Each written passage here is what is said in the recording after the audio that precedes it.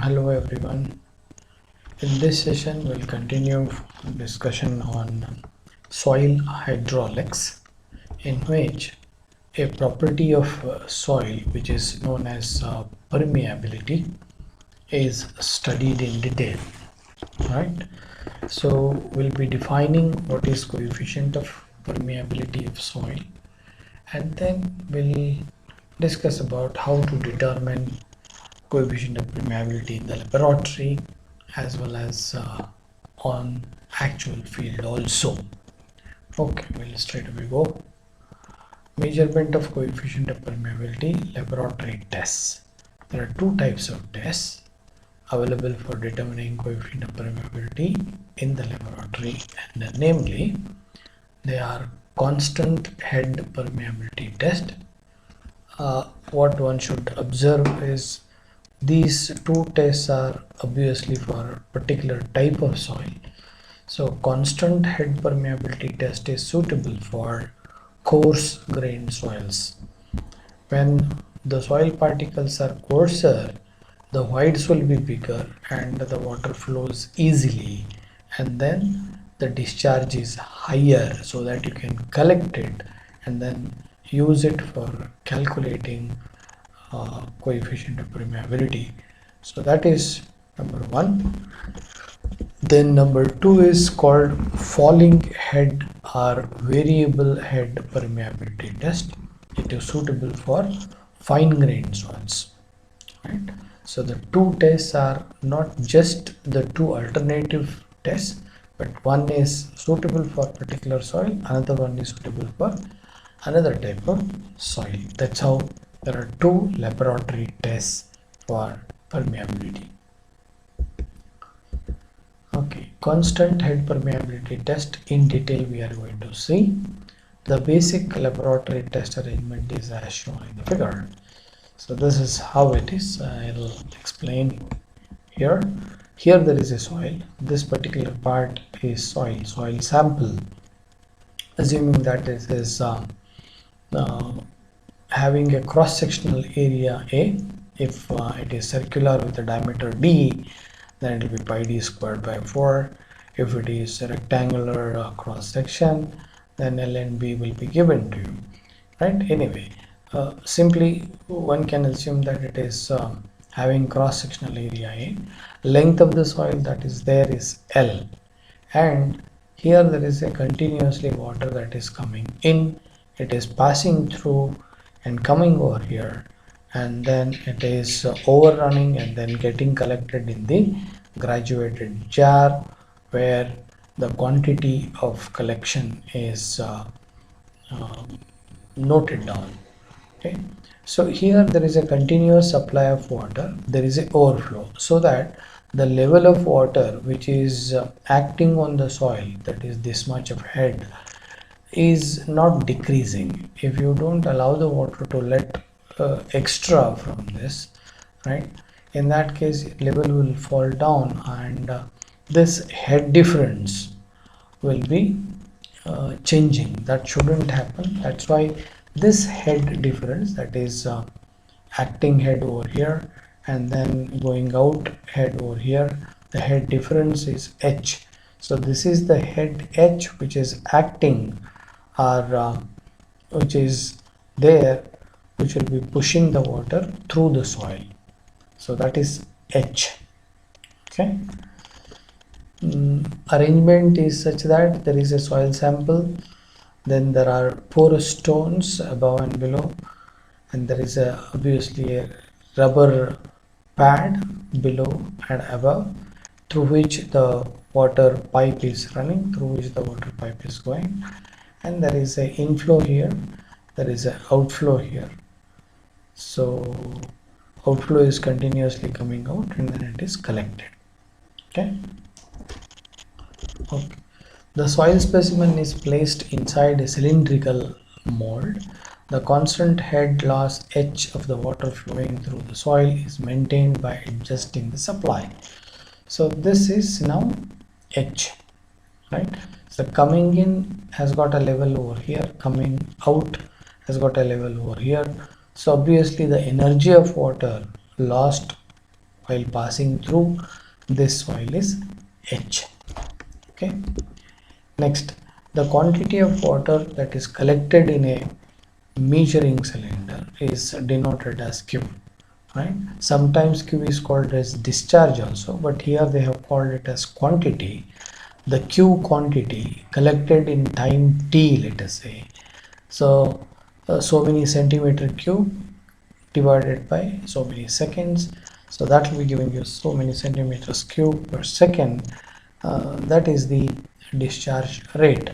Now here the Q has been used for indicating the quantity or amount or volume of water that is flowing out, and the duration of collection is noted as T. Now from Darcy's law, we have studied in length, which is V is equal to Ki. Now look at the interesting way of putting it.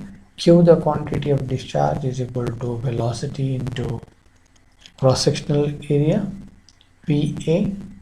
So V is replaced by Ki, so quantity is equal to Kia. Okay. Now quantity, this Q, discharge rate of discharge, is Q divided by T, or rate of discharge multiplied by duration, will be giving you quantity of water collected. So that will be equal to KIAT. So from this, if I want K, I should know I also. I is the H head loss in a length L. So H by L will be nothing but K. So K is equal to, what happens is Q divided by AIT or ATI but I is H by L. So ultimately expression for K, the coefficient of permeability, becomes QL by ATH if the Q is quantity of discharge or volume of discharge. If you consider it as a rate of discharge, then it will become simply QL by AH. But Q will be representing a rate of discharge. So rate of discharge, if you take, it will be QL by AH. Right? So here the lowercase letter q can be taken as Q by T. So this equation becomes, if I should write that, this will become equal to the lowercase letter q, the discharge rate, multiplied by L divided by 8H.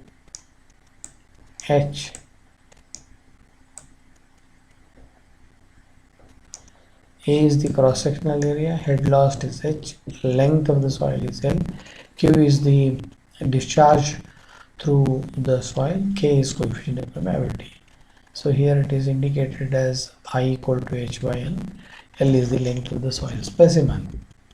Okay, that is the equation that one should remember with clear understanding of what the notations represent. Okay, how to write and give the proof? I have done it here. Maybe you use this diagram, or very simple diagram is like this. There is a cylindrical arrangement with gaps, so that there is a soil here.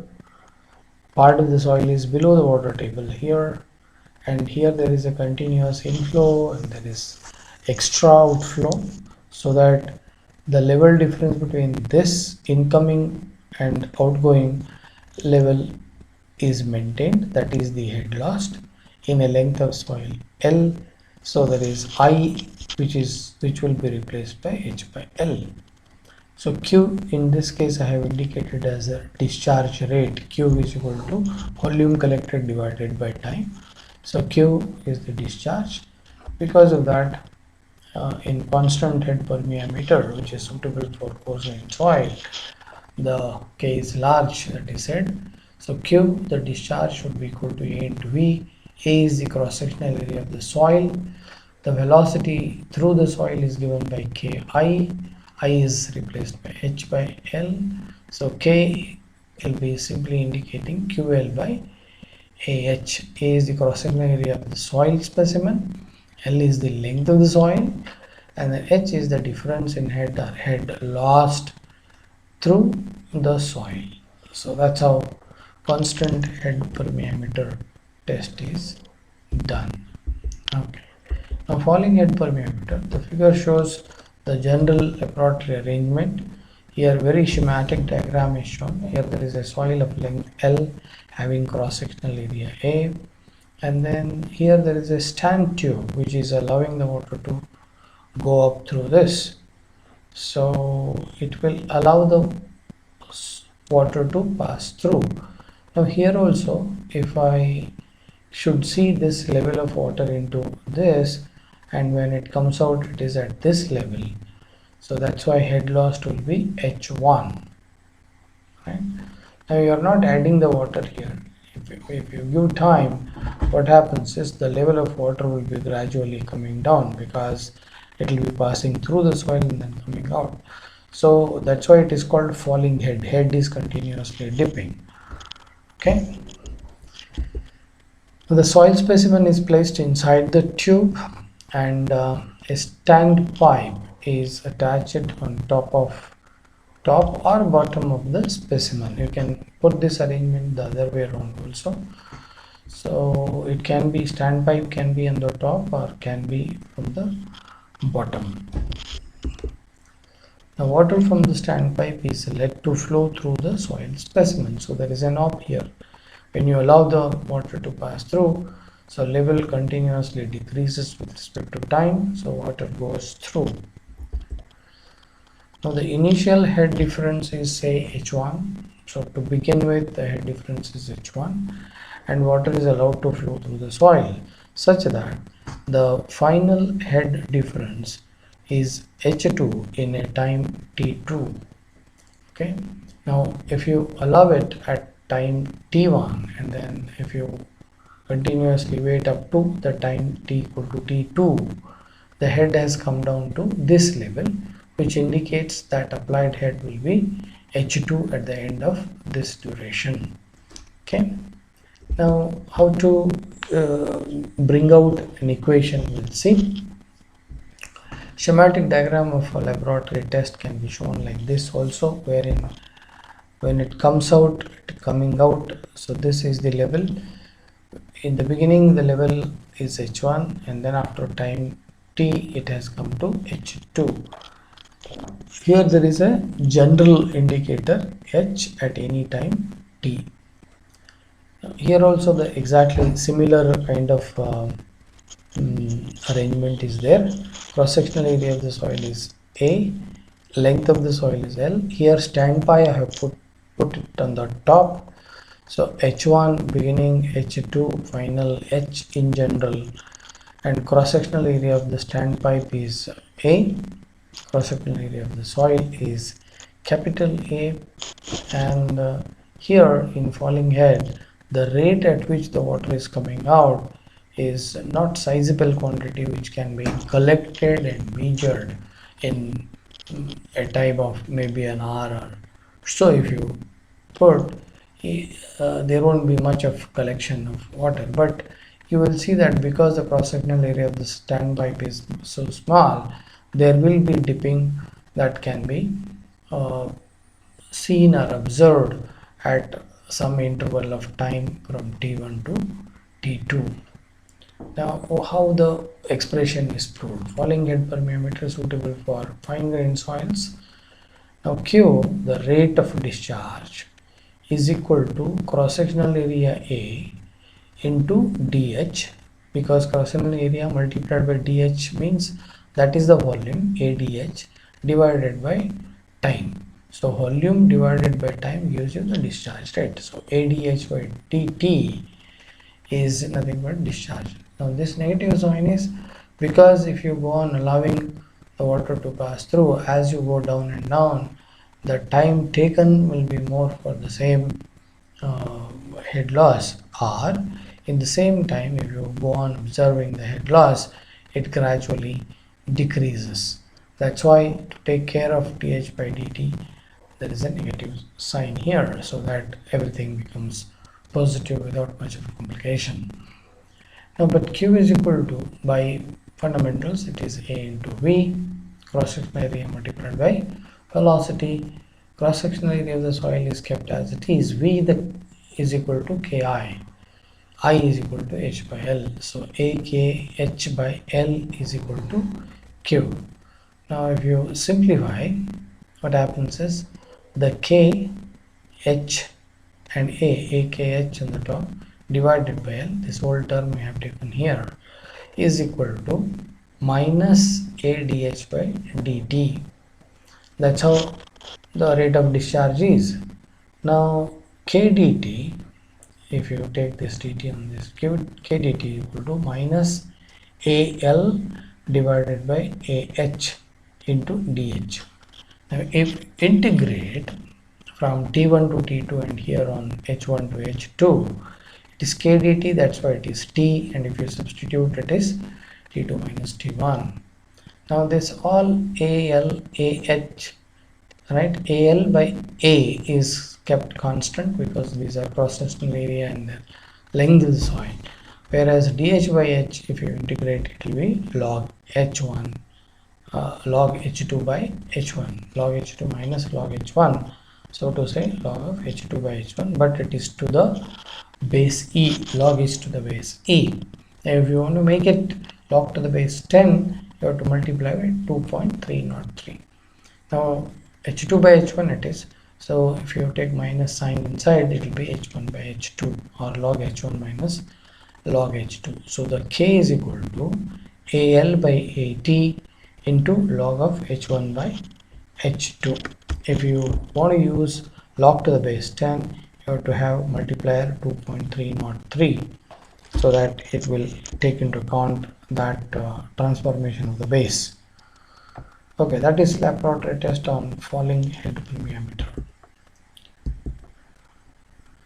So this is also falling head permeameter.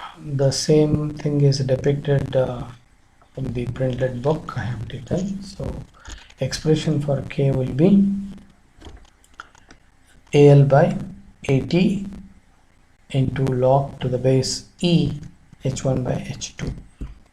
Okay. Here measurement of coefficient of permeability tests in field, right? So this, okay, we'll see this measurement of coefficient of permeability field tests. So here in field tests, the main test that we have is pumping out test, right? Pumping out test. So this is the field test. Here there are so many things. We'll go systematically. Here in the figure, if you see, there is a ground level. So this is the ground level. We have shown it. There is a dug well. There are two other wells. These two wells are known as observation wells. This particular well from which the Q is continuously taken out as a discharge continuously. So the level of water which was level 4 here, it continuously dipping. Anyway, we have a lot of material to read. We'll see the coefficient of permeability of the permeable layer can be determined by pumping from a well at a constant rate and observing the steady state of water table in nearby wells. Okay, the steady state is established when the water level in the test well and observation wells become constant. Means if you go on picking up the water level goes down, but it should go down and then stop somewhere, though you are pulling the water out. That is what is the one observation that has to be taken care of. Okay, now when water is pumped out,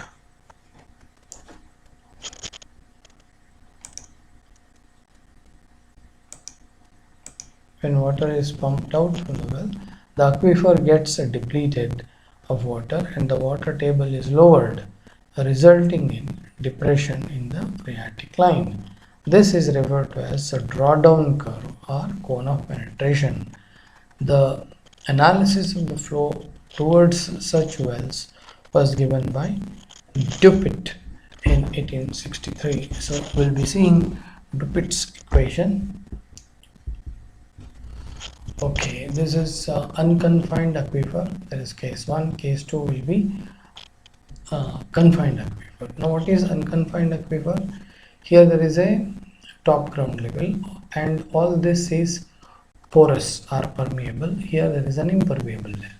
Now what happens is the water level, if you suck it out, the water level goes down, and if there is a rain or something, when it gets a recharge, the level of water which was there here would come up like that, depending upon how much is the water that is falling from or let into this region. So let R and Z be the radial distance and height above the impervious boundary at any point on the drawdown curve as shown. Now there is a proof for which we consider at some R distance the Z is the height of water, right, at a distance of R. Now further, this water from here is continuously sucked out. Then what happens is the water from the aquifer will be continuously coming down and will be entering into the well. The well, it is continuously sucked out. So at some level the water level comes to stand still, or this water which is going out will be equal to the water which is coming in. So that is steady state is achieved. So that is the cylindrical area through which the water is coming into the well. The diameter is D, or radius is R0, and whole of this surface area of cylinder is working as a entrance point. Okay. Okay, the water is in the beginning at the top level. The water is being sucked out. Now what happens is the water gets depleted. It is like that. So now the water flows because of the depression into the ground well. Okay. Now analysis is something like this. At steady state, the rate of discharge due to pumping can be expressed as KIA. So this is called pumping out test, you know that. So continuously the water is pumped out. So that discharge Q is equal to velocity into cross-sectional area. Velocity is Ki. I is dH by dr. Now small head loss in a radial distance dr.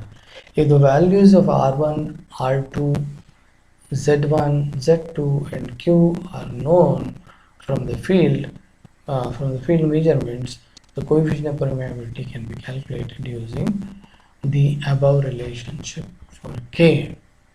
So here the whole expression is given exactly in the similar manner that we have discussed it earlier. Okay. So that is the formula, wherein very clearly they have shown log to the base 10. We will go through in detail. Q is equal to Kia, K, I is dH by dr or dz by dr. Then cross-sectional area, as I have told you, it is a cylindrical surface area. So 2 pi r is peripheral length multiplied by z is the cylindrical surface area. Cylindrical surface area is A. I is dz by dr, K is K, Q is discharge rate.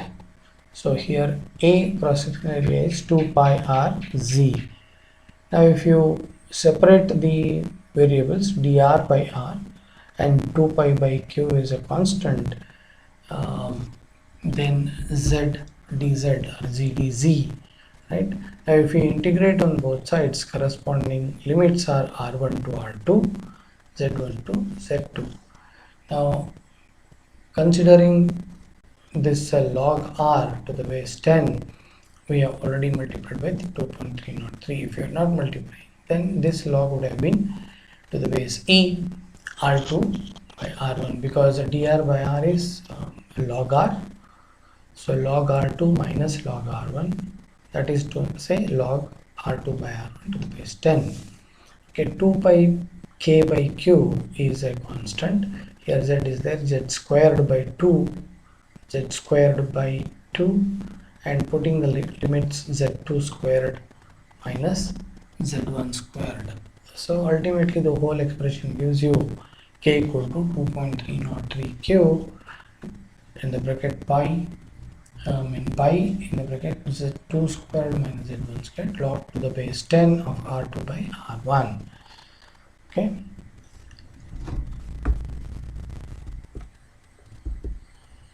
Okay, here very clearly what the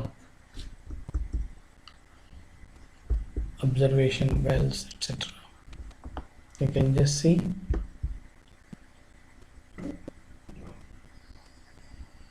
Okay.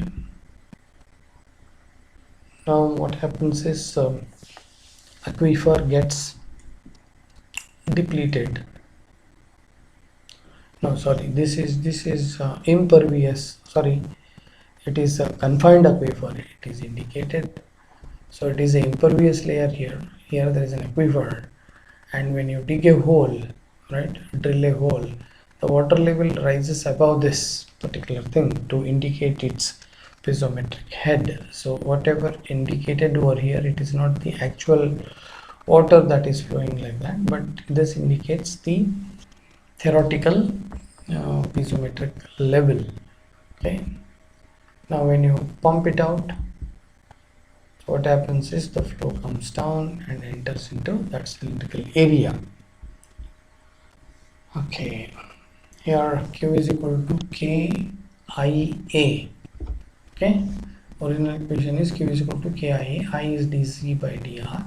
A is here, this is 2 pi r into h, 2 pi r into h. So this is the area through which the water is going in. Okay, and if you simplify, KdZ is equal to Q divided by 2 pi h dr by r. Now if you integrate, this is z1 minus z2, there it is log r to the base e r2 by r1. Now if you simplify, ultimately it will come out to be k equal to 2.303 q divided by 2 pi h, and this is z2 minus z1 log to the base 10 r2 by r1. So this is the equation that we should remember. Okay, here the coefficient of permeability for stratified soils will be studied. Now stratification, sometimes it may be horizontal, it may be sometimes vertical or inclined, but we have for study if it is flowing, the flow is occurring parallel to the stratification, then how the equivalent coefficient of permeability is calculated, and if the flow is perpendicular to the stratification, then how to evaluate coefficient of permeability. That is what we are going to study here. Now here in the picture I got strata H1, H2 and H3. It can be any number, but just for sake of understanding I have taken 3. Okay, then when the flow is occurring parallel to the stratification, let us assume that we'll have perpendicular to the board there is a width of 1 meter, so that cross-sectional area through which the flow occurs will be the 1 multiplied by h1. So h1 into 1 would be the cross-sectional area through which the flow is occurring. And how much is the flow? Flow is q1 in strata 1. Similarly q2, q3. The total discharge through all the 3 layers is q. So this is flow parallel to the strata considering unit width perpendicular to the paper, perpendicular to the plane of analysis. Okay, so obviously this will be equal to q1 plus q2 plus q3.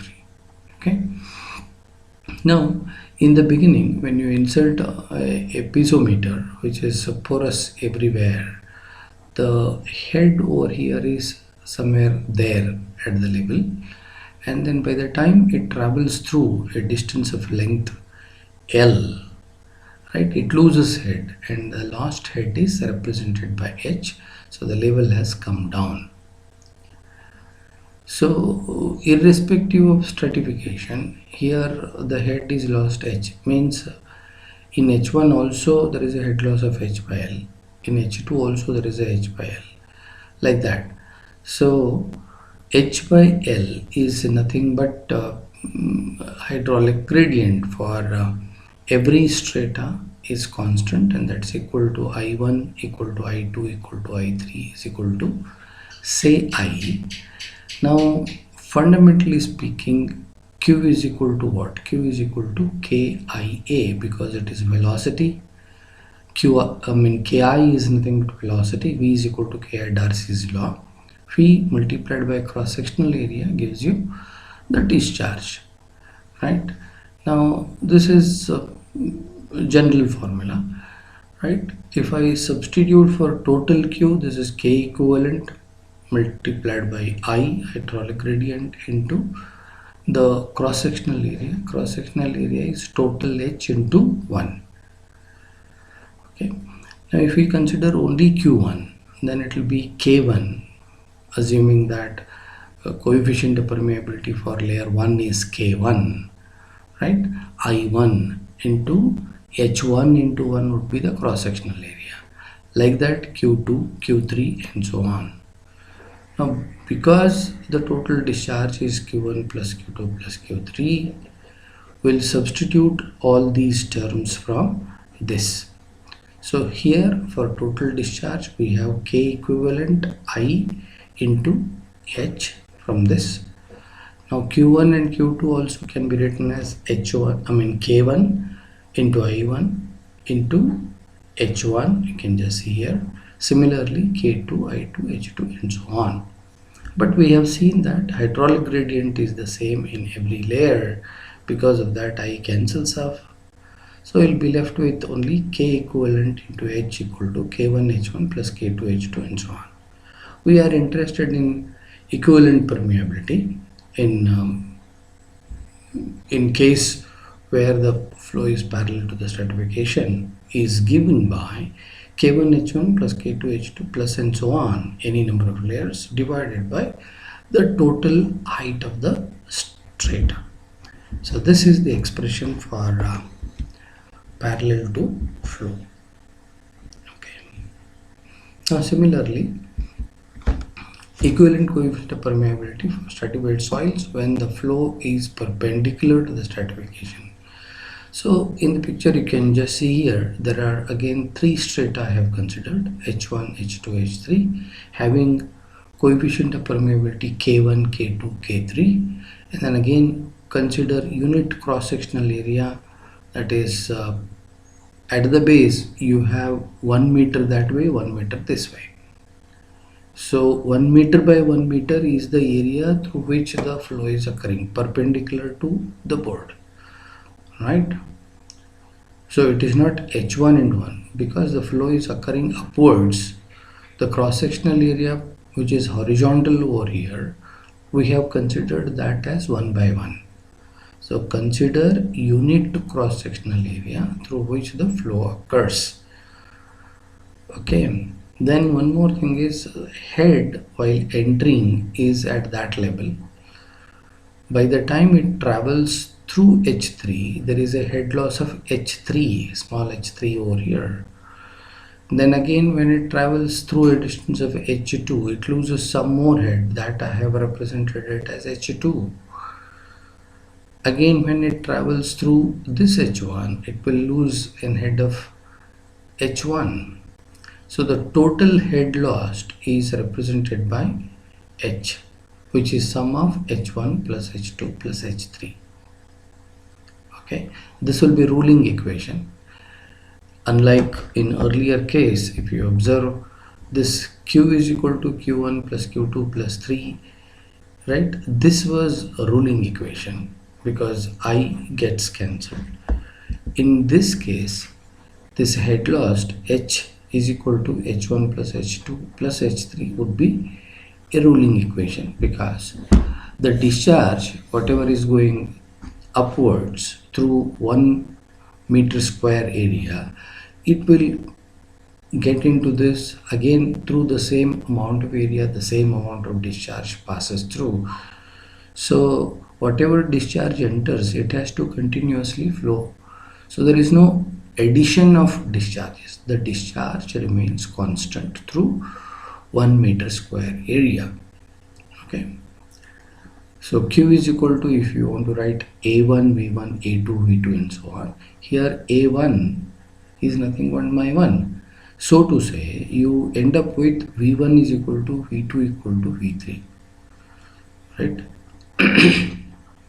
For continuity, because Q is equal to A1, V1, A2, V2, we can conclude that V1 equal to V2 equal to V3 and so on for continuity. Okay, then by fundamentals, V is equal to Ki. This is Darcy's law. Now overall, if you calculate overall velocity, so I can put it as K equivalent coefficient of permeability for this flow. Then what is I? I is the head loss is h in a distance of sum of the heights of all these strata, that is h. So h by h. So K equivalent h by h. So from this h, right, this h becomes phi h divided by K equivalent. Okay, so this is one equation that we are going to use on the left hand side of this equation, ruling equation. So h is equal to Vh by K equivalent. Now if I similarly apply for each of the strata, that is V1 is equal to K1 I1. K1 I'll keep it as it is. I1 will be H1, the head loss in H1, so H1 by H1. So from this I can write H1 is equal to V1 H1 by K1. Similarly, H2 will be equal to V2 H2 by K2 and so on. Now coming back to this ruling equation, we'll substitute. So what is this?